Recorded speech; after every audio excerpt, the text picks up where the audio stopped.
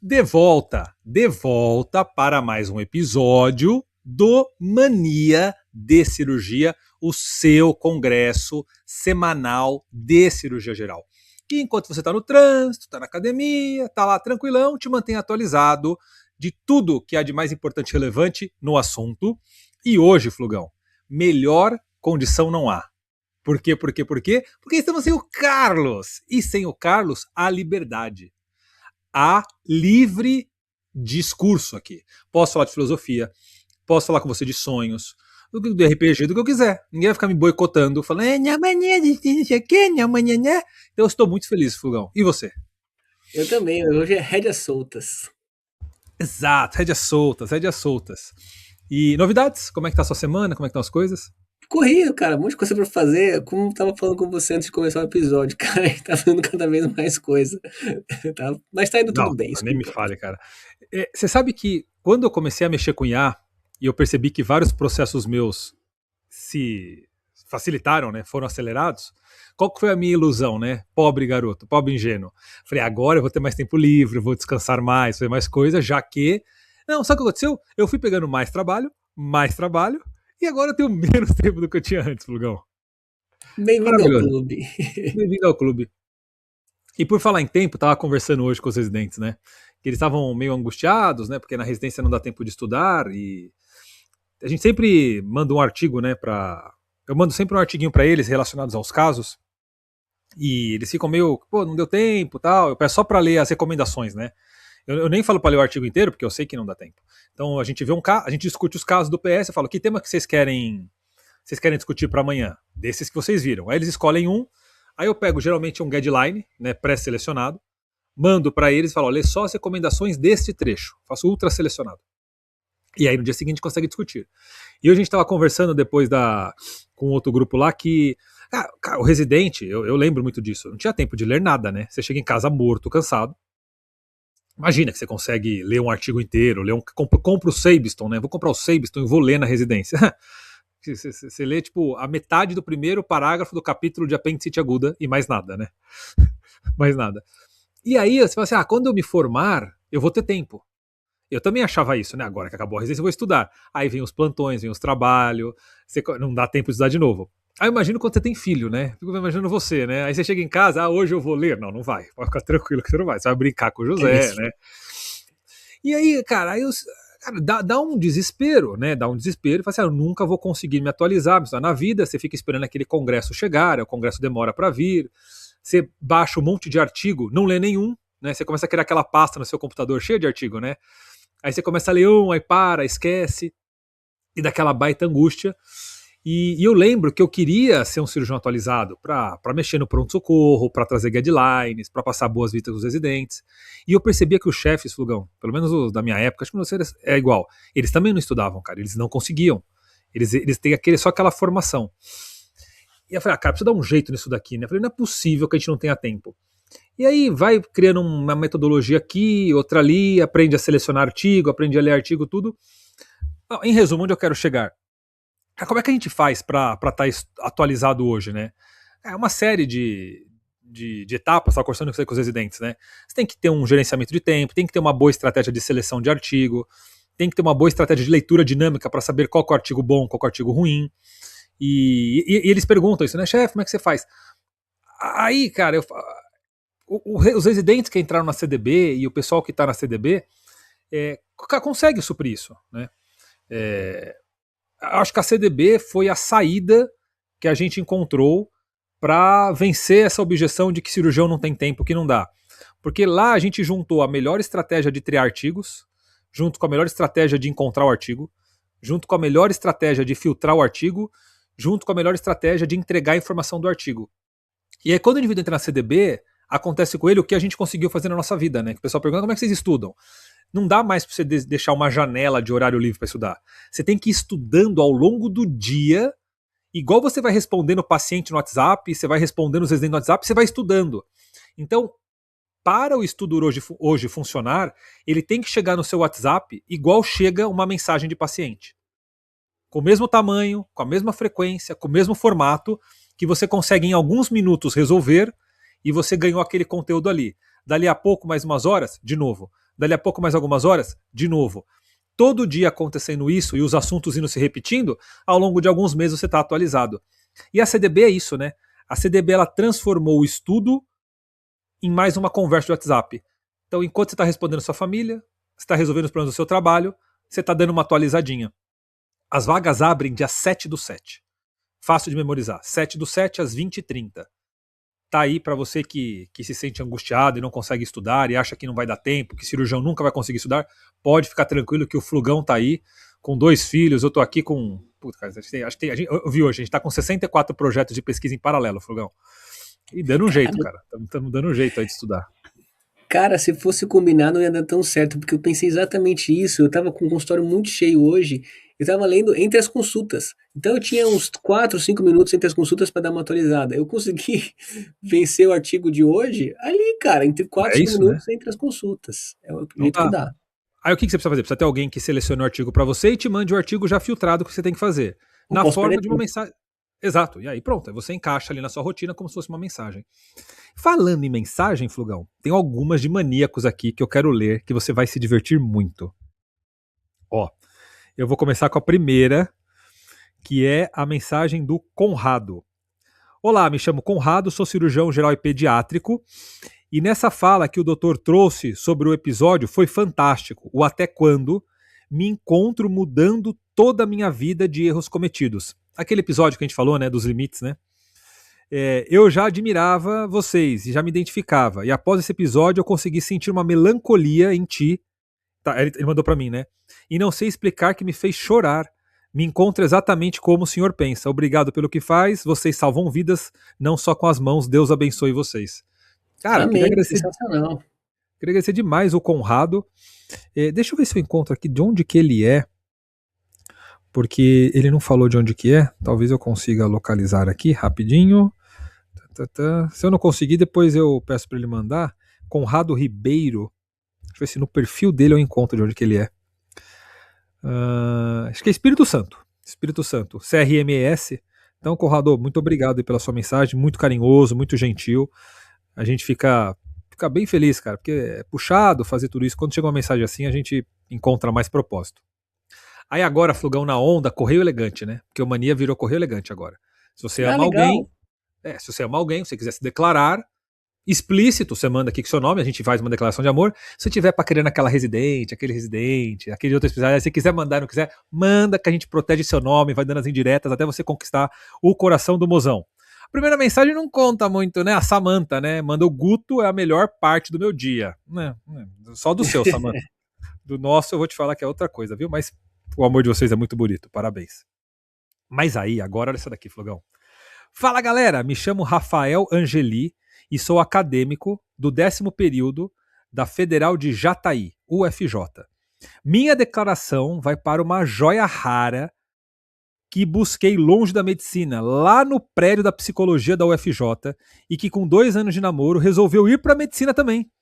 Hoje estamos com quase 4 anos juntos e ela tem que aturar os ensinamentos do guru, que comecei a proclamar após ficar viciado no Mania. Te amo, Mariana Pereira, minha melhor amiga, caloura do 3º período da UFJ e futura colega de profissão.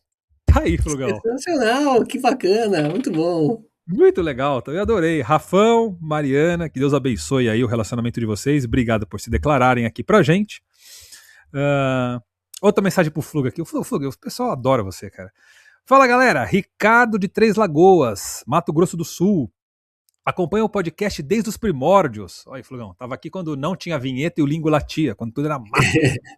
Crianças indo pra escola já conhece o bordão de core salteado. Episódio fantástico. Flug foi cirúrgico em dizer que existe uma vida de cirurgião pré e pós-filhos. Incisar alguém passa a ser muito mais complexo, pois realmente você passa a perceber que o outro lado existe, alguém que também é pai, filho, irmão. Parabéns pelos episódios e pelo conteúdo. Oh, muito obrigado, muito legal. Obrigado demais, Ricardo. E agora, Flogão, quero ver como é que você vai sair dessa. Porque a gente fez aquela brincadeira, né? Que se a pessoa mandasse um sonho, primeiro que você ia ter que interpretar aqui. E segundo, que eu ia postar a foto sua de guru de verdade. Que quando eu falo que você é guru, as pessoas acham que é uma metáfora. Não é. O Flug tem um trabalho paralelo de guru. E eu vou provar isso. E eu vou provar porque eu cumpro as palavras. Como alguém mandou um sonho, você vai interpretar esse sonho e no Instagram nosso eu vou postar o Flug de Guru. Então você vai ver lá, curta, comente, mande outros sonhos, se você quiser. Pode mandar aqui, pode mandar lá, que agora ele vai interpretar sonhos. Lá vai, hein? O sonho é do Cássio Hubert. Hubert. Bom dia, mestre. Sonhei que fui ao urologista. Cheguei lá e o consultório dele era num banheiro. Pede pro Flug interpretar para mim. Flugão, indo no urologista e o consultório dele é no banheiro. E aí, o que significa isso? Olha, eu não sei assim como vocês Sabe, estão falando de sabe. manjar de sonho. O pouco que eu li é que o sonho depende de você conhecer a pessoa, então não dá para sinalizar um sonho sozinho. O outro ponto é que você tem que mais saber como a pessoa sentiu em relação ao que aconteceu. Se ela ficou triste, se ela ficou animada. Então tem essa questão do emocional é mais importante que o sonho em si. Mas aqui, para não perder a brincadeira, calma aí. Atena, para de correr. Minha cachorra agora tá correndo aqui com uma bolinha. Atena é a cachorra do Flug. É. E é o controle, né? Eu tô assumindo que é o médico tá tentando assumir o controle da situação de uma área onde você se esconde no banheiro para uma pública. Então a parte, sei lá, a parte pública dele está sendo exposta, né? Ele está tentando ter controle. É o conflito de ter controle sobre a situação. No urologista você não tem controle, né? Você está expondo a sua intimidade. Geralmente o sonho, pelo que eu entendi, é Então, pera, sempre um então você conflito. acha que ele, ou a pessoa que sonhou, tá sem controle de alguma situação e tá buscando ter controle? Ela tá no conflito e que ela não tem o controle lá. Ah, Tá ela tá vivendo um expondo. conflito que ela tá sem controle. Exatamente. E o sonho tá buscando controle. Tá tentando achar um caminho pra ela pra encontrar controle. Exatamente. Acho que Cassião, é isso, né? eu tava esperando essa não, hein? Mandou bem demais. E eu já adianto que além do Flug interpretar sonhos, ele convidou hoje pro episódio uma pessoa fantástica. O episódio de hoje promete, porque o Flug é guru e convidador. Eu vou dizer pra vocês que ele tá chegando, em alguns minutos receberemos essa pessoa. Muito bem. O Ângelo acabou de chegar. Diegão, esse episódio promete, hein? Eu tô ansioso. O Flugão falou que vai debater um artigo, vai fazer transposição para prática. Pesado hoje, hein? Tô ansioso. Obrigado, Ângelo, pela sua presença aí, estar com a gente aqui. Olha, eu que agradeço, Adriano, Diego. É sempre bom estar entre amigos aqui, né? A gente discutiu um tema hoje da prática mesmo, que eu acho que é uma coisa muito interessante. A gente sair um pouco às vezes, daquela parte meio das ideias da medicina, né? E a gente ir para aquilo que a gente tem de melhor mesmo, que é a melhor evidência científica, mas na prática, que eu acho que é uma coisa que a gente precisa sempre colocar aqui. Mas queria agradecer o convite de vocês aí e parabéns pelo projeto. Fantástico, viu? Obrigado. O doutor Ângelo, ele é formado no ABC, com formação de residência em oncologia clínica. Ele trabalha na Rede Américas atualmente. E o tema de hoje, que a gente escolheu para o podcast, é discutir um artigo que o doutor Ângelo separou, um artigo bem interessante, parrudo, né, do New England do ano passado, sobre um tema que é não só da área oncológica, né, tudo bem, o artigo é oncológico, mas dá para expandir para toda a área da cirurgia, né, fazer uma evidência indireta que eu não gosto muito, mas esse aqui foi bem pertinente. Ângelo, seja bem-vindo. Adriano, obrigado, Diego. Eu acho que o objetivo aqui é a gente discutir esse paper, que na minha visão acho que deveria ser para todo médico, assim, todo colega que tiver uma interface, por exemplo, com oncologia ou com doenças crônicas, né? Vocês, colegas cirurgiões, né? Acho que tem que estar sempre, porque é nosso papel fazer educação dos pacientes. Acho que isso é uma coisa muito importante para a gente colocar aqui, né? Então, posso ir falando então, Adriano, mais ou menos, o Manda mote ver, do... pode falar o que você acha interessante, depois a gente E a põe em gente pauta e discute vai o tópico. perguntando, vai falando. Bem à Muito vontade. bom. Então, pessoal, esse foi um artigo que foi publicado pelo New England, né, Journal of Medicine, que é a revista de referência, né, da medicina, né, e é muito interessante essa revista porque ela, de fato, ela consegue, é uma revista histórica dentro da medicina e ela consegue contemplar todas as especialidades, né, então isso é muito, muito interessante. Então, esse é o artigo, atualmente hoje a gente tem muitos estudos, né? Então eles colocam muito esses nomes, né? Então esse é um estudo challenge, né? Que é o nome desse estudo, né? Que eu vou discutir hoje com vocês. E ele foi um estudo muito interessante que ele tentou fazer uma seguinte pergunta: será que para pacientes com câncer de cólon de alto risco, né? E a gente vai falar um pouquinho quem eram esses pacientes, a intervenção de exercício estruturado, então uma rotina de exercício estruturado, poderia reduzir o risco de recidiva da doença? Então, essa era a grande pergunta do estudo, né? E explicando um pouquinho da parte do contexto, né, falando um pouquinho da epidemiologia, por exemplo, então a gente sabe que, por exemplo, o câncer de cólon hoje aí é uma das doenças mais frequentes, né, então a segunda causa aí de câncer, né, em termos de incidência no Brasil, tanto em ambas as populações, e nós sabemos hoje o perfil dos pacientes que a gente está atendendo, né? E a gente precisa, nós sabemos que a oncologia ela sempre tenta diminuir os riscos de recidiva da doença, né? Então a gente acaba discutindo com esses pacientes uma modalidade de tratamento que é uma modalidade de tratamento que a gente chama que é adjuvante, que a gente quer, após a cirurgia, usar estratégias que façam com que a gente diminua o risco dessa doença ter uma recidiva, tá? E o que se sabia é que, baseado em modelos, em estudos observacionais, havia uma suspeita de que os pacientes que faziam atividade física, Adriano e Diego, tinham uma diminuição do risco de recidiva. Mas nós sabemos que, metodologicamente, esses estudos retrospectivos, observacionais, eles têm uma série de vieses, né? Então, fica sempre aí a provocação para a gente ter um estudo randomizado, prospectivo, né, de fase 3, e foi isso que a gente teve com esse estudo publicado no New England. Ele foi um estudo que a gente acompanhou na época, ele foi mostrado no Congresso Americano de Oncologia, que é ASCO, e todos nós comemoramos aí esses achados, né? Desculpem. E aí, ele foi um estudo que então ele pegou a melhor evidência que nós temos, que são esses estudos de fase 3, prospectivos randomizados, e foi um estudo grande que acompanhou esses pacientes por um segmento aí de 8 anos, né? Então, ou seja, é um estudo realmente, assim, bastante robustez, né? Então, para a gente colocar um pouquinho mais do resumo, eu vou resumir os achados do estudo para a gente poder discutir aqui depois, né? Então, eles pegaram aproximadamente aí quase 900 pacientes e randomizaram esses pacientes com câncer de cólon estadio 3, que são aqueles pacientes que o risco de recidiva é alto, ou aqueles com paciente estadio 2 de alto risco, porque nós temos alguns critérios para caracterizar esses pacientes. Todos esses pacientes tomaram a quimioterapia adjuvante, que é o padrão, então a gente acaba fazendo a quimioterapia por 3 meses ou 6 meses, baseados em fluoropirimidinas e oxaliplatina.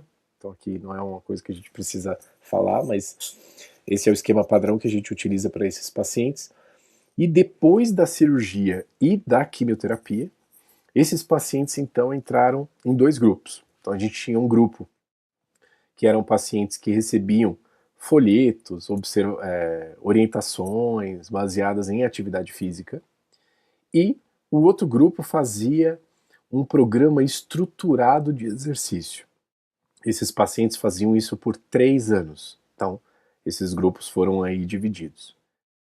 E o estudo teve um follow-up aí de 8 anos, né? E aí o endpoint primário, a pergunta do estudo, era se a atividade física estruturada era capaz de diminuir o risco de recidiva. O desfecho que a gente coloca, né, nesses estudos de adjuvância em oncologia chama-se sobrevida livre de doença. O que é isso, né? Então é importante te colocar para a audiência. A sobrevida livre de doença, ela é o tempo entre a randomização do estudo até o paciente ter uma recidiva da doença, ou ter um outro câncer, ou morrer. Então, esse é o tempo que a gente utiliza, esse é um desfecho bem importante para nós oncologistas, para a gente saber se essa intervenção está diminuindo o risco de recidiva da doença, né? Então essa era a pergunta do estudo. E esses pacientes, então, eles tinham era absolutamente estruturado, né, essa orientação. Então, eles tinham 3 fases, né? Então, a primeira fase, que eram os os 6 primeiros meses, esses pacientes faziam visitas estruturadas de mudança comportamental e faziam atividade física sob alguma intervenção, né? Então ele era ali acompanhado. Depois, esse paciente fazia depois de um tempo e depois até o 3º ano, né? Então, ou seja, aqui a gente não precisa saber muitos detalhes, mas era estruturado, ou seja, esses pacientes eram acompanhados de fato, né? Para saber se eles estavam melhorando os desfechos, enfim. O objetivo é que esses pacientes aumentassem o nível de atividade física em 10 matches por semana, né? Então, depois a gente pode discutir o que é nesse cenário. E o que nós tivemos, pessoal, como resultado do estudo, é que nós tivemos uma redução do risco de recidiva desses pacientes da ordem de 28% para quem teve exercício. Então, esses pacientes tiveram uma redução do risco de recidiva perto de 30%. Então, a gente pega esses pacientes, por exemplo, em 5 anos, 80% deles estavam livres de doença recidiva ou algum outro tumor, perto de 73% daquele grupo que recebeu só a intervenção de informação, né? E, para nossa surpresa, como oncologista, nós também tivemos uma redução do risco de morte global. A gente chama isso de sobrevida global, que é o que todo oncologista quer, né? A gente quer salvar mais gente. E esse benefício ele foi ainda maior.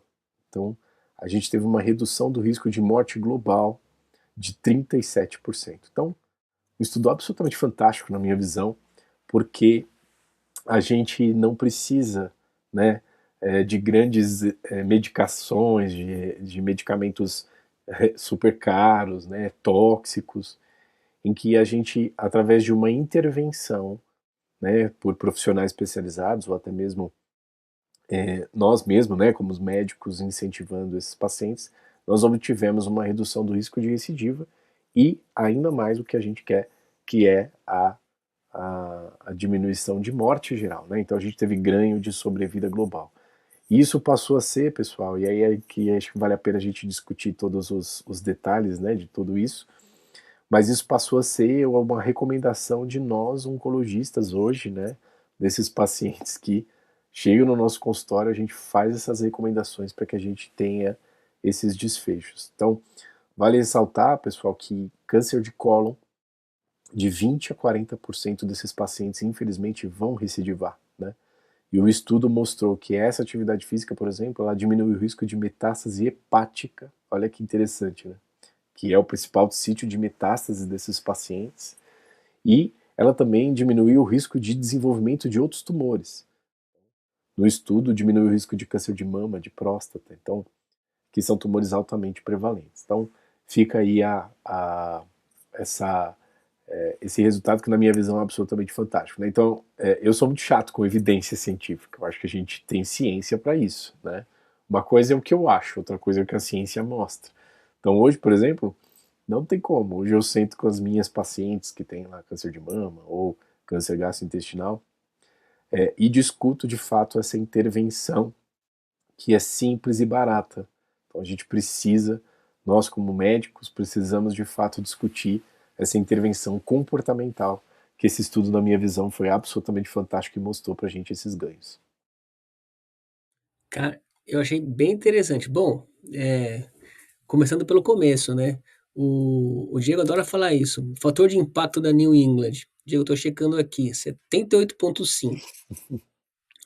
As revistas brasileiras, as revistas, o BMC tá em quantos? 6, 8? Brasileiras? Não, vamos pegar umas internacionais. 7. Média de 7.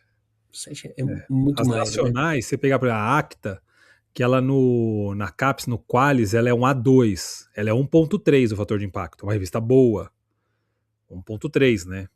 Você tá falando New England, 70.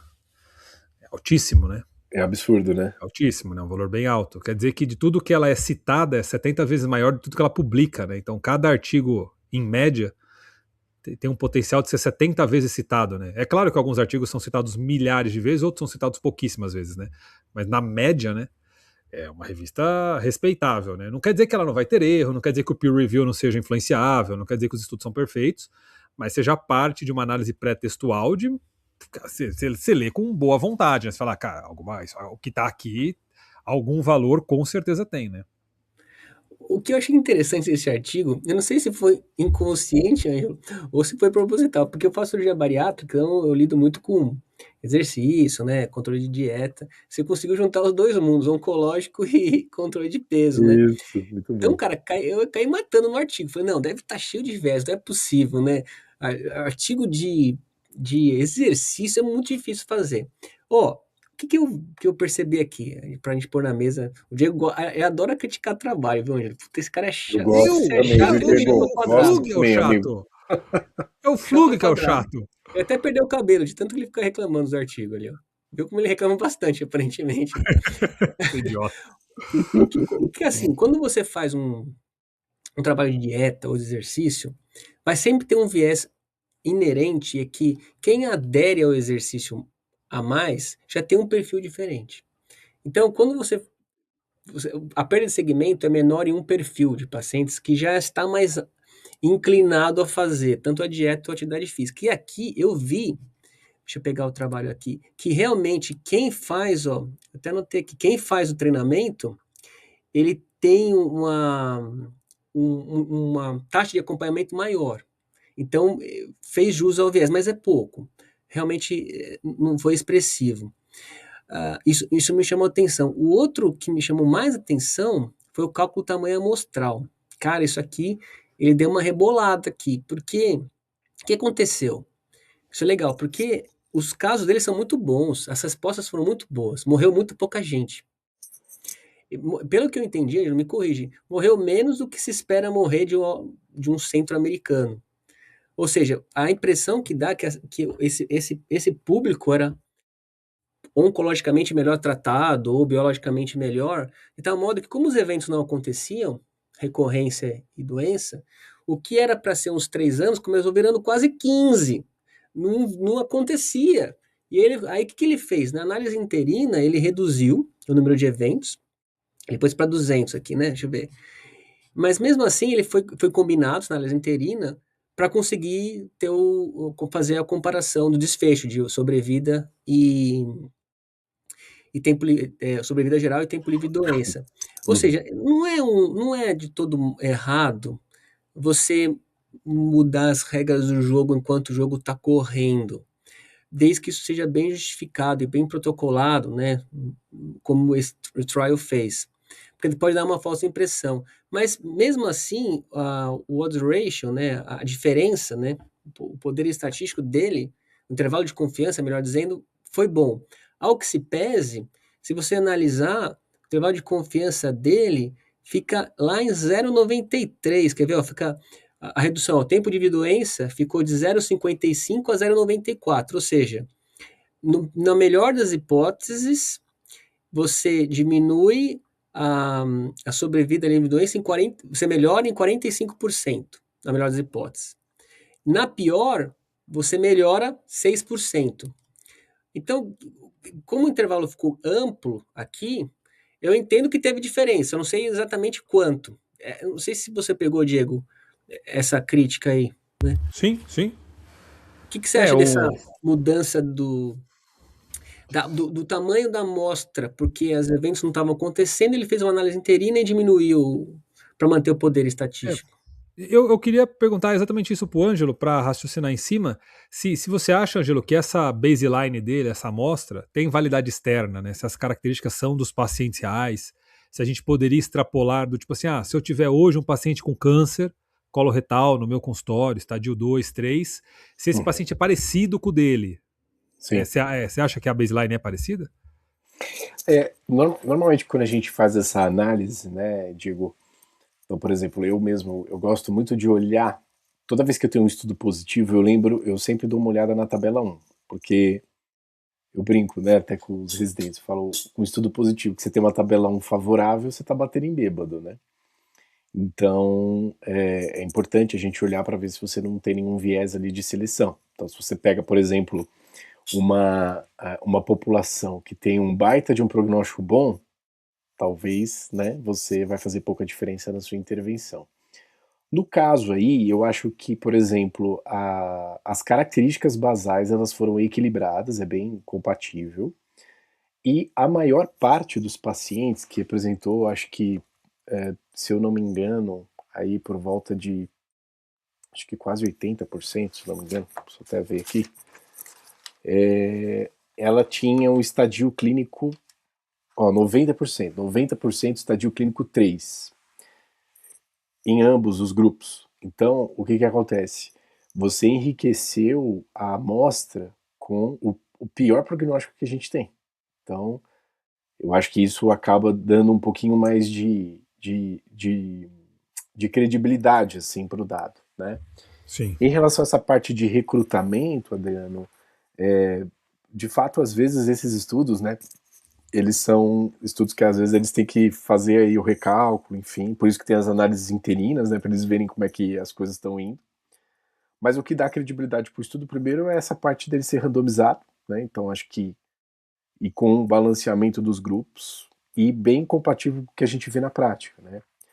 E eles poderiam ter colocado, por exemplo, esses pacientes de estadio 2, que a gente sabe que tem um risco um pouquinho menor, mas eles colocaram 90% de pacientes de estadio 3, ou seja, eles estavam acreditando muito, de fato, na intervenção deles, né? Ou eles realmente queriam provar que o exercício não fazia nenhuma diferença, né? Então, nesse cenário. E outra coisa que é a beleza do estudo, na minha visão, é que eles metodologicamente interpretaram, então, se vocês pegarem lá nos métodos, eles tinham parâmetros objetivos de melhora metabólica, né? Você viu aí, né, Adriano? Então, melhora de VO2, melhora de caminhada em 6 segundos, então eles tinham questionário de qualidade de vida, né? Então, assim, não é só um desfecho, mas você vê que o cara ele foi medindo mesmo metodologicamente para saber se aquela intervenção estava fazendo algum sentido ali, né, dos pacientes.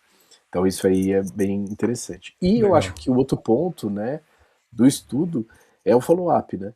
Poxa, um estudo de intervenção comportamental com segmento mediano de 8 anos é louvável, né? Então, de fato, é algo muito que a gente tem que realmente exaltar.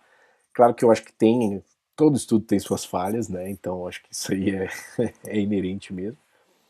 Mas o que é mais impressionante nesse estudo, na minha visão, Adriano e Diego, é a magnitude do benefício da intervenção. Só para vocês terem uma noção, quimioterapia para pacientes estadio 3, a magnitude de benefício absoluto é estourando 8% de sobrevida global. E nós tivemos uma magnitude de benefício em 8 anos desses pacientes com exercício, que fizeram exercício, 7 e poucos por cento, pessoal. Ou seja, essa intervenção ela está sendo igual ou superior à quimioterapia. Olha que loucura. Aham. Então isso cara, é um absurdo, né? É uma intervenção comportamental barata, em que você vai lá e faz exercício, aí ele coloca, né, as duas modalidades lá, né, você viu, né? Então, o paciente ele podia fazer a opção A, que era 45 a 60 minutos de caminhada intensa, de 3 a 4 vezes por semana, ou ele fazia 20 a 30 minutos de corrida leve. É absurdo, né, pessoal? Isso aí é uma coisa que é muito factível para os Tá aí, pacientes, né? exatamente isso que eu ia te perguntar, Ângelo, porque, bom, a gente viu a UP, a população, falando da intervenção.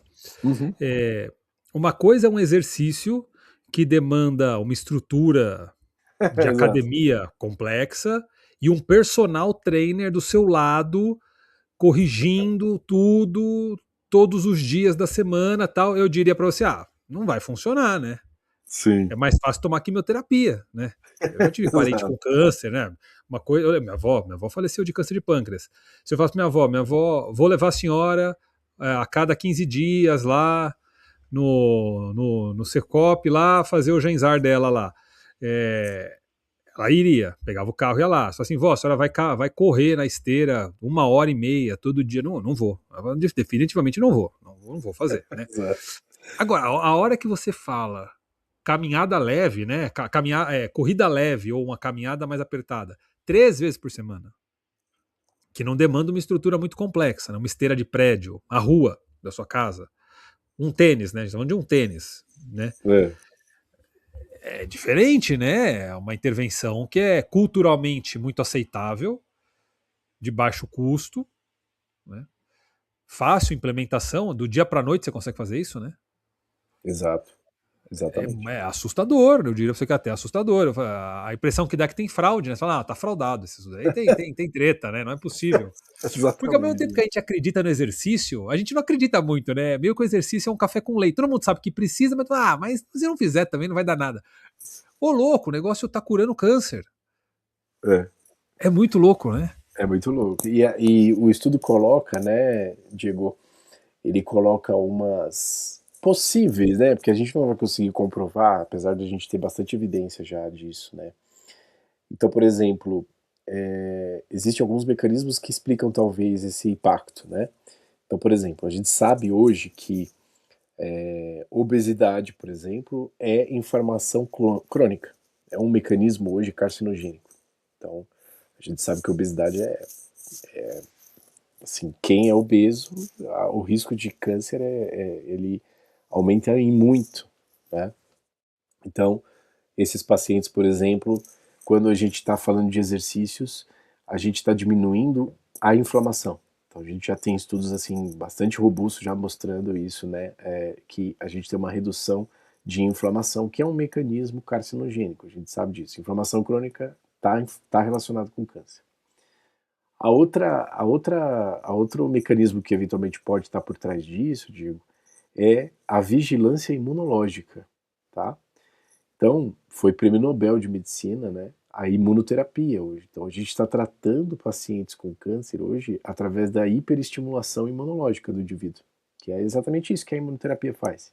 Então, ela vai lá e o tumor, nós sabemos que o tumor ele tem mecanismos de se esconder da imunidade. Então, o que, que a gente está fazendo? A gente está tirando a capa do tumor e aí a imunidade vai lá e atua. Então, a gente está fazendo isso em quase todos os tumores hoje, né? Então, o exercício está relacionado com essa hiperativação, essa modulação imunológica. Então, eu acredito muito que isso pode acontecer. Uma outra teoria que se tem é aquela teoria que a gente estudava lá no segundo ano de medicina, no primeiro, não sei, que é aquele shear stress, lembra? Que é aquela tensão de cisalhamento, né, que a gente chama. Então, por exemplo, o indivíduo durante o movimento, aquela tensão dos fluidos, faz com que você tenha um mecanismo ali biofísico não favorável às micrometástases. E aí você, nesse cenário, poderia ter uma diminuição da disseminação dessas micrometástases que talvez explicaria esses pacientes terem menos metástase hepática. É uma viagem muito louca, mas faz um certo sentido, né? E a outra explicação que o paper até discute é em relação, por exemplo, à parte endócrina, né? Que é, por exemplo, a diminuição de resistência à insulina, a diminuição desses fatores de crescimento como IGF-1, enfim. Então, eu acho que é um pool de coisas que está fazendo, né? Sim. E é muito interessante a gente ver que o próprio exercício, e eu brinco com as pacientes, né? Olha, eu falo assim, olha, você vai fazer um exercício que você não vai conseguir conversar com a comadre, é só isso que eu quero. Então ela tá lá, não vai dar para fofocar. Então você vai ter que concentrar ali uns 20, 30 minutos para você fazer. E hoje, a paciente, Diego e Adriano, elas saem do meu consultório com uma prescrição de exercício físico, cara. Não tem jeito, é evidência. Evidência 1. Não tem como a gente fugir, né? Então, Aham. dentro da minha área de oncologia, eu tenho um estudo hoje, que a gente está discutindo aqui, me mostrando que eu tenho risco de diminuição do risco de recidiva. E Ô, eu brinco Ângelo. que a oncologia, né, ela é a ciência dos pequenos ganhos, né? Então, tudo que a gente conseguir, a gente vai tentar. Sim. Ângelo, a população selecionada foi câncer coloretal. Isso. Mas o seu argumento para o funcionamento, ele não é específico ao câncer coloretal. Você fez um argumento aí mais sistêmico, imunológico. Você acredita na evidência indireta do benefício do exercício para câncer de pâncreas, câncer de mama, câncer de próstata? Há outros trabalhos semelhantes? Ou a gente só extrapola e acredita? Como é que isso vai? Você prescreve para pacientes que têm câncer não coloretal? É uma belíssima pergunta, Diego. Na verdade, assim, eu acho que a gente. Eu brinco que a gente tem, Diego, algumas coisas na medicina que é um pecado gigante, né? Então, sei lá, Se a gente hoje, sei lá, se a gente colocar qualquer coisa que a gente fazia no passado, sei lá, a gente tratava hipertensão com sangria, né? Isso hoje é um pecado fazer. Mas, eventualmente, por exemplo, uma intervenção de mudança de estilo de vida desses pacientes, ainda que a gente não tenha uma evidência tão robusta, mas se eu tenho dentro de um determinado tumor, eu acho que hoje a gente está tranquilo para extrapolar. Porque mesmo o desfecho do estudo mostrou essa redução de novos tumores. Então, provavelmente a gente está atuando num mecanismo biológico mesmo, né, que está diminuindo esse. Então, por exemplo, eu faço muito câncer de mama e gastrointestinal, né? Eu, eu hoje sento com as minhas pacientes e discuto sempre o resultado do estudo, embora ele tenha sido feito para coloretal, eu acabo extrapolando para os outros tumores. E eu acho que se a gente não tiver uma evidência, mal a gente não vai estar fazendo, né? Então acho que é essa a mensagem, né? É sensacional, né? Tudo esse artigo foi muito legal. E ele é subestimado, pois a turma que não teve o treinamento propriamente dito também aumentou a atividade física. Ou seja, a diferença entre quem teve um treinamento estruturado e quem não teve não foi tão grande assim. Em outras palavras, você pode imaginar que totalmente sedentário teria ainda mais benefício na atividade física, É né? verdade, é verdade. O, O Inter até põe isso, né? pois é, eu tô super ansioso para saber sair um trabalho sobre cetose. Eu sou muito favorável à dieta cetogênica, mesmo claro, né? Dentro dos seus limites, obviamente, né? Talvez não cetogênica, mas low carb, porque eu acredito que essa diminuição da resistência da insulina, que esse tipo de dieta causa, excelente. Até saiu um trabalho sobre Mounjaro, né? Diminuindo a taxa oncológica, mas isso aí é claro, né? Se diminui a insulina, você melhora tudo, não é o Mounjaro em si, é a perda de peso, óbvio, né? A droga não é a droga não é oncológica, citotóxica, né? Bom, Ângelo, Você não sabe. Não é, sabemos, tá? Vai que é, né? Vai que é. tá na hype, tá na hype. Exato, exato. Cura até casamento efetuoso, o Mounjaro corrige, né? Exatamente. Dá um dia dos namorados, dá um Mounjaro, né? O que é interessante, porque, bom, eu faço cirurgia bariátrica, eu trato de obesidade todo tempo, e todo mundo sabe o que tem que ser feito. Diego, Ângelo, você sabe que tem que fazer atividade física, você sabe que tem que comer certo. Não tem dúvida que a ciência mostra isso. É claro que esse estudo dá um peso numérico muito evidente, traz muita robustez para a frase que, meu, você realmente tem que treinar, não é só vozes da minha cabeça. Mas a questão é como que você consegue, a pergunta é, como que você consegue fazer com que ele faça atividade física? Por exemplo, o Diego já cantou essa bola no SUS, fazer um treinamento estruturado assim, que o paciente tem que ir, né? Não vai, né?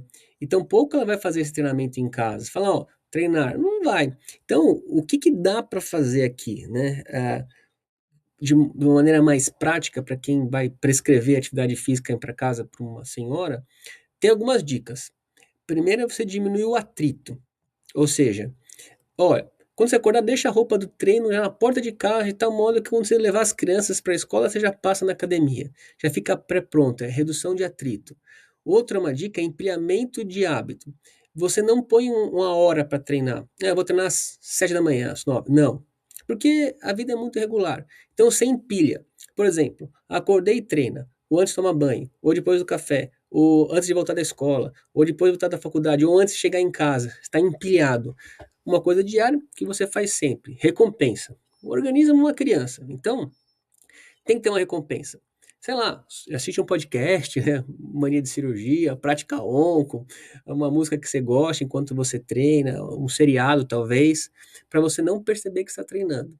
Tem que ser algo fácil, então eu prefiro muito mais treinar em casa que na academia, porque não depende de chuva, dinheiro, tempo, transporte. E uma dica muito boa no começo é você reduzir ainda mais o atrito com o tempo. Por exemplo, não é uma hora de academia ou uma hora de treino. Põe 5 minutos no começo, 5 minutos.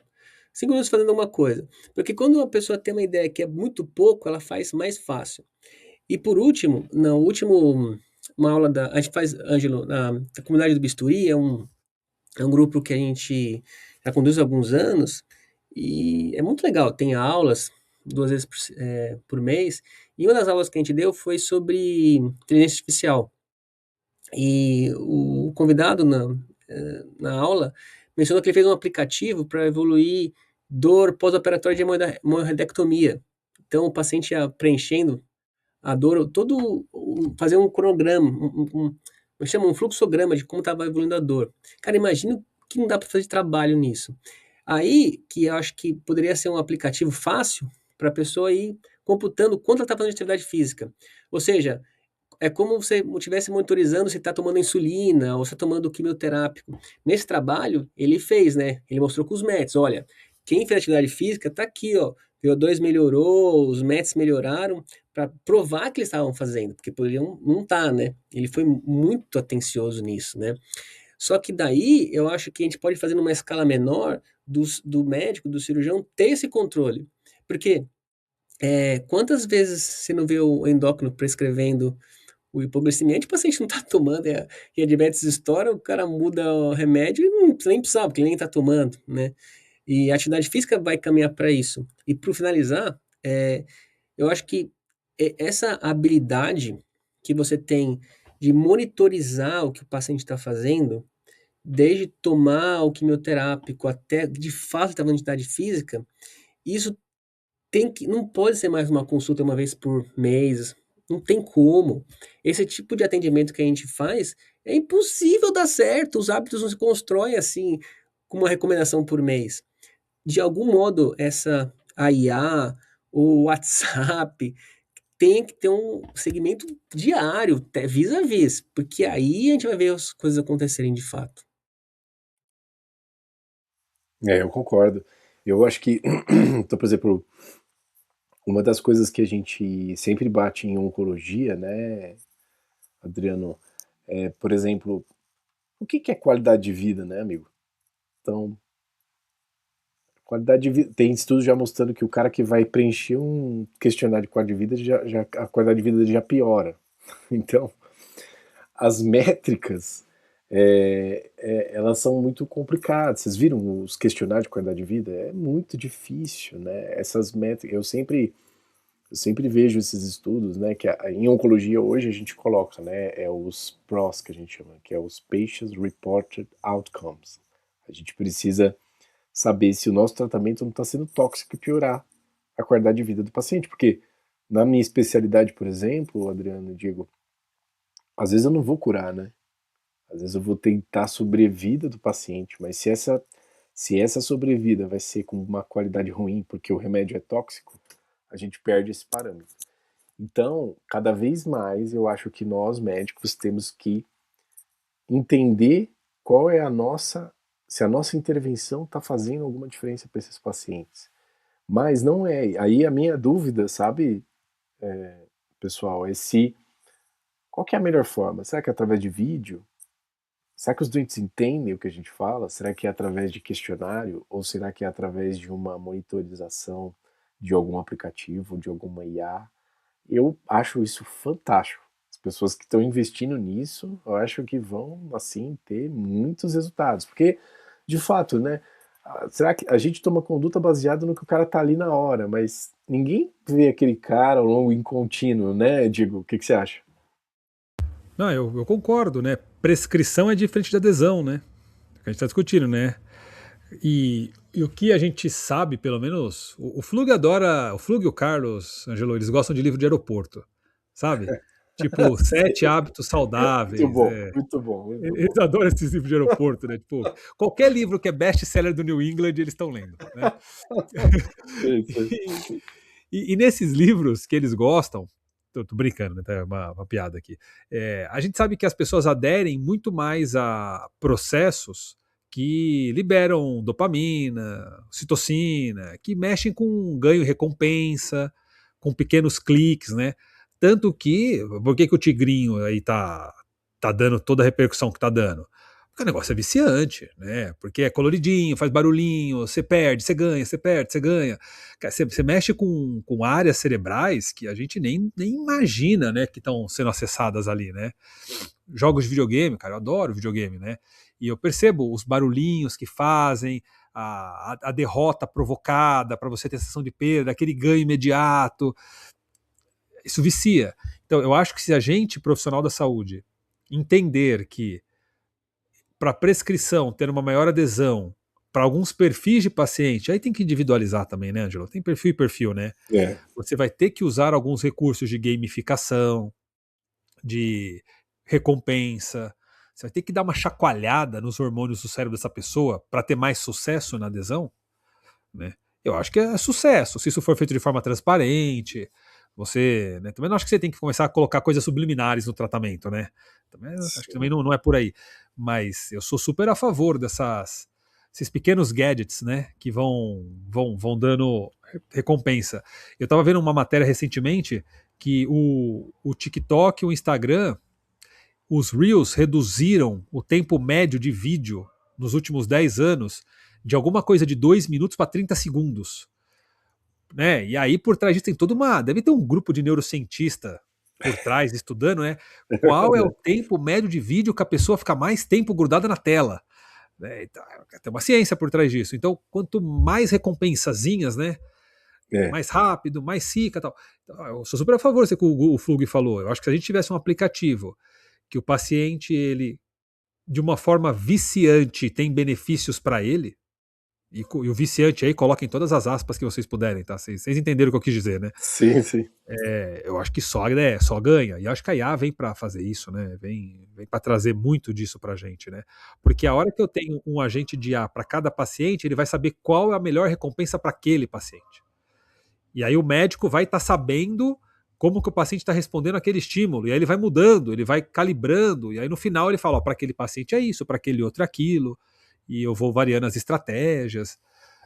Eu acho super interessante. E eu acho que também é uma coisa que é desafiador para nós, né? É a parte da comunicação, pessoal. Nossa, na minha especialidade, nós temos mania, né? Eu brinco, a gente precisa melhorar muito a comunicação. Muito. Os pacientes, por exemplo, imagina Adriano e Diego chegando para uma paciente dizendo assim: eu vou fazer uma quimioterapia adjuvante que vai combater doença micrometastática e diminuir a sobrevida livre de doença. Cara, me fala quem é que entendeu isso. Você entendeu? Uhum. Então, a gente precisa, e é uma das coisas que eu faço no meu projeto lá, que é como que a gente vai se comunicar com esses pacientes, como que a gente vai falar como que a gente vai falar a língua deles, né? Isso me lembra muito quando eu estava na faculdade, e eu não era nada muito bom em esporte. Então alguém me colocou um dia para jogar, era beisebol, tinha aquelas seletivas da faculdade, né? E era engraçado que eu não sabia, eu só sabia que eu tinha que correr, mas eu não sabia para onde, o que eu tinha que fazer, eu ir para lá e tal. E eu vejo muitas vezes os doentes fazendo isso, né? Então, às vezes a gente cobra dos pacientes, ou a gente às vezes toma decisões baseado em coisas que eu tenho certeza que às vezes eles nem estão entendendo, sabe, Adriano e Diego? E eu acho que a gente precisa evoluir nisso. E eu vejo, por exemplo, esses estudos, por exemplo, que a gente vê de monitorização desses pacientes, baseado no que o paciente está respondendo. Puxa, cara, que desafio, né? Então, acho que é muito interessante essa parte de comunicação, é uma coisa que eu gosto muito de estudar. Você sabe que a gente teve aqui o Daniel Forte. Daniel Sim, Forte, querido. sabe quem é, Sim. né? Com certeza. Eu não vou lembrar agora o episódio, Fogão, dá uma olhada aí, só pra gente falar o episódio. Foi muito bom, porque ele discute aquela questão da hierarquia das necessidades da comunicação, anatomia de comunicação, e ele dá uma navegada nessa questão neurolinguística, biológica e de social, tudo. Inclusive, dá um spoiler aqui, a gente gravou um curso com ele. A gente fez um curso de comunicação para cirurgiões. Deve sair no segundo semestre agora. Porque a gente percebeu exatamente isso, Ângelo.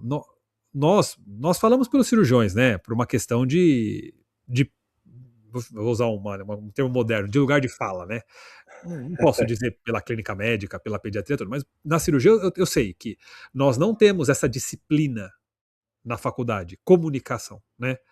A competência comunicação, ela tá ali num currículo oculto, que você percebe um professor fazendo, tudo, mas são pouquíssimos os lugares que tem laboratório de comunicação, a disciplina propriamente dita, que o residente, em algum momento da formação dele, recebe um feedback sobre a comunicação dele. Isso é muito raro, são pouquíssimos lugares. E quando acontece, geralmente é preceptor dependente. É um preceptor que se importa com o assunto, né? E vai lá e atua isso. E é o mesmo que você falou, a gente tem pacientes tão heterogêneos, né? O SUS é diferente do privado, as idades são diferentes, e se a gente tiver uma comunicação que ela é muito padronizada para nós, né? E o médico é cheio de vícios, eu tenho certeza que o que você falou, quantos por cento do que a gente comunica é compreendido em sua totalidade. Cara, se com os residentes eu converso, eu percebo que às vezes eles não entendem o que eu falo, né? Que teoricamente são colegas que É, dominam o vocabulário. sim. Imagina com os pacientes, né? Ou o episódio Sabe, do Daniel 131. olha, legal. 131. Hierarquia da comunicação. É. Vou assistir, com certeza. Mas você sabe que na época de que eu era acadêmico, eu fiz um estudo, foi muito legal, a gente até publicou. O título do estudo era Como Consentir Sem Entender. Muito legal. Foi um dos que eu mais me orgulho de ter feito. Que é uma das coisas que hoje sou apaixonado, que é essa parte de comunicação médico-paciente. E o que basicamente a gente fez? A gente testou uma plataforma na época que era da Itautec, vocês lembram disso, né? Lembra que tinha antigo, hein? Mas era uma plataforma que ele media a complexidade de textos. Então a gente fez um teste com um quadrinho lá, então a gente pegou um quadrinho e deu super baixo a complexidade, e a gente pegou um texto do Shakespeare, deu alta complexidade. E aí nós pegamos 10 termos da indústria farmacêutica de estudos clínicos e vimos qual era a necessidade que o indivíduo tinha para compreender um texto da indústria farmacêutica e assinar que ele está participando de um estudo clínico. Pessoal, o resultado foi que o paciente tinha que ter 18 anos de estudo para completar aquele texto. Meu Deus do céu. Então, e aí a gente concluiu, foi muito legal, a gente até publicou. Como que a gente consente sem entender? Então, às vezes o que eu digo é que os nossos pacientes saem dos nossos consultórios, às vezes, assim, o doutor falou, mas às vezes ele não sabe muito bem o que está acontecendo. Nós, na oncologia, por exemplo, poxa, eu chego para o paciente e indico uma quimioterapia que o cara pode morrer, essa é a grande verdade, né? E se ele não entender qual é o benefício, se eu estou tirando ele do risco ou não estou, ou se eu estou melhorando a qualidade de vida dele ou não estou. Então, pessoal, é isso, essa é a arte, uma das coisas que eu tenho me dedicado a estudar, que é de fato essa comunicação. Como que a gente vai... Então, sei lá, será, Diego e Adriano, que a melhor forma é escrita? Será que é por vídeo? Será que é por áudio? Eu não sei. É isso que eu acho que a gente precisa Sim. melhorar. E é interessante como, por exemplo, existem algumas iniciativas que buscam suprir, pelo menos em parte, isso, né? Por exemplo, as revisões Cochrane, né? Geralmente elas têm ou um revisor ou um autor que é paciente, e ele opina no processo da revisão, ele escolhe alguns desfechos, pensando nos prós, né? Nos desfechos Sim. que são relatados por eles, né? E tem aquela parte que é o plain language, né? Que é um abstract numa linguagem leiga, para tentar ser um pouco mais acessível. O que eu não, como você falou, não sei se funciona, não sei se de fato se torna acessível, mas é uma iniciativa, né? Você envolve um consumidor e você cria uma sessão de linguagem leiga. Eu acho super interessante, né? Muito, muito, muito legal. Vocês, por exemplo, que são cirurgiões, e Deus não me deu essa habilidade, mas assim, discutir com os pacientes as eventuais complicações, né? Que é um negócio que, poxa, claro, com a expertise que vocês têm, mas acontece. Então, como que é você discutir isso no dia a dia, né? Eu acho que deve ser super desafiador para vocês também, né? Sim. Diego, o Ângelo estava falando, estava lembrando do VARC, né? Talvez seja uma soma de tudo isso, né? Tem que ter algo visual, algo auditivo, algo de tocar, vai caminhar para uma miscigenação, né? Um Uma apanhado de tudo. mistura. Bom, já Sim, estamos sim. indo para quase uma hora. Ângelo, alguma mensagem final para a prática agora pensando na figura do cirurgião geral que operou um paciente de tumor de câncer de colo, uma coisa assim, que já foi para casa, já voltou para, sei lá, voltou um mês após a cirurgia, já tirou os pontos, tudo bem, aquelas recomendações durante a quimioadjuvante, né? Como eu sou um paciente, como você falaria para ele o que ele tem que fazer de atividade física, assim, algo prático, assim, porque a atividade física tem que saber como que você venderia esse peixe para esse paciente. Muito bom, excelente, Adriano. Eu acho que a venda do peixe significa o seguinte, eu sempre falo para os pacientes, né? Então, durante o tratamento, Adriano, a gente oferece o que há de melhor. Então, o que é importante? Uma boa cirurgia, fantástico, né? Então, eu acho que vocês são o papel fundamental dentro do tratamento do câncer. Na minha especialidade, eu sempre falo, o cirurgião é que tira você do risco, né? Eu vou simplesmente diminuir o risco dessa doença te incomodar no futuro. Então, é isso que a gente acaba discutindo quando a gente está falando de tratamento adjuvante. Então, baseado no cirurgião, eu acho que a principal coisa que a gente tem que fomentar na oncologia, e eu acho que na medicina em geral, é a discussão multidisciplinar. Não tem como, né? A gente já tem estudo mostrando que isso tem ganho de sobrevida dos pacientes. Quem discute os casos, os desfechos são melhores. Então, acho que isso é super importante, né? E para os pacientes, o que eu coloco veja, nós vamos dar o remédio, vamos operar, e agora? Será que a gente tem alguma outra coisa que depende mais de você do que de mim para diminuir o seu risco? E aí o que eu acho é que é um trabalho de formiguinha, não adianta, sabe, Adriano, a gente querer que o paciente já... por exemplo, você pega esse estudo, você viu? Os caras levaram 6 meses para mudar um hábito de alguém, né? É bater na tecla, e faz parte de nós somos vendedores de saúde, essa é a grande verdade, né? Então, faz parte da nossa missão, né? Fazer com que a gente possa mudar esses hábitos e fomentar essas intervenções que, como o Diego colocou, pessoal, nós estamos falando aqui de uma caminhada de 40 minutos ou uma corrida leve de 20 minutos. Ninguém está falando para ir lá na academia mais cara, pagar R$1.000 lá, ou o personal. Não, uma intervenção simples pode, de fato, fazer com que a gente tenha benefícios, não só no câncer, né? Eu acho que em todas as doenças aí, né? O Adriano, que é cirurgião bariátrico, a gente sabe quanto que isso é importante para esses pacientes. Então, acho que é isso que eu colocaria. O que a gente pode fazer de melhor, né, depois do término do tratamento da cirurgia, da quimio, da rádio, enfim, e no caso a atividade física mesmo, né? Então essa mudança de hábito, acho que é isso que vale a pena, e a grande dica, pessoal, eu brinco hoje, eu faço isso, eu prescrevo, você vai lá caminhar, aí eu ponho as duas opções e carimbo embaixo. Quando você faz isso, o paciente diz, nossa, o doutor está me prescrevendo isso, né? Tem funcionado, então é uma boa dica. Muito bom, muito bom. Diego, últimas palavras? Quero que o Ângelo volte para um episódio de comunicação. Boa, vamos fazer. Para ele falar do artigo dele, dos estudos. Quero ouvir, quero participar com ele, quero ouvir ele falando de comunicação. Tá convidado, Ângelo. Vamos combinar, sim, vai ser um prazer, queridos.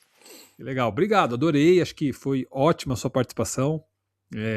Para os cirurgiões que estão ouvindo a gente, tem muita gente, sabe, Ângelo, a gente tem ouvintes no Brasil todo, em outros países e tal, e vira e mexe a gente traz aqui temas cuja intervenção é cara, é indisponível, né? A gente discute a última tecnologia, né? As últimas evidências, querendo ou não, elas caminham junto com as últimas tecnologias, né? E muita gente escuta o episódio e fica com uma sensação do tipo, não consigo aplicar na minha rotina amanhã. Aprendi, achei legal, mas amanhã minha vida continua igual, porque eles falaram de um material que eu não tenho, de um recurso que eu não tenho. Cara, você fez um episódio porque amanhã eu quero prescrever atividade física. Amanhã, meu primeiro paciente com câncer, eu vou pegar um receituário, igual você falou. Vou escrever assim, como é que... Será que coloca né? Dá pra colocar uso externo? É uso externo? Como é que colocaria? Acho que pode ser uso externo mesmo. Né? Caminhada, tal, 2 vezes ao dia, pá, carimba. Cara, deve ter um efeito muito forte o carimbar, né? Tem. Adorei o que você falou, adorei. Diego, é fantástico, cara. Eu tenho usado na minha prática e funciona bem.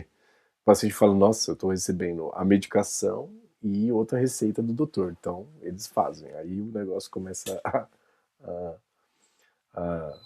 Maravilha. fazer efeito, né? Maravilha. Então, obrigado, Ângelo. Tá super convidado. O Flug, obrigado demais aí por ter achado o Ângelo, né? A gente, Ângelo, a gente fica que nem técnico de futebol, sabe? A gente fica caçando talentos, né? A gente fica olhando tudo. Quando a gente vê um, a gente fala, esse aí é bom. Aí o Flug te achou. Obrigado, Flugão, por ter encontrado o Ângelo. Obrigado por ter aceitado vir. E você que nos ouviu, ficou até aqui agora. Mais uma vez, muito obrigado. E se você quiser encontrar o Ângelo, onde te procura, Ângelo? Instagram, podcast? Eu tenho meu Instagram, né, Dr. Fala de Ângelo novo. Bezerra. Eu tenho o meu podcast, que é uma das coisas que eu faço hoje, que é discutir casos oncológicos com colegas pelo Brasil todo. Então é muito legal a gente ver a realidade do Brasil, né, a dificuldade das pessoas. E eu também tenho o site do projeto, que é praticar1.com.br, que a gente também faz alguma coisa na área de educação de paciente também. Então fica aí o convite para o pessoal também. Então todos convidados também para o projeto aí, tá bom, pessoal? Ótimo, Obrigado pelo ótimo. convite. Um abraço. Tchau, tchau, pessoal. Tchau. Tchau, tchau.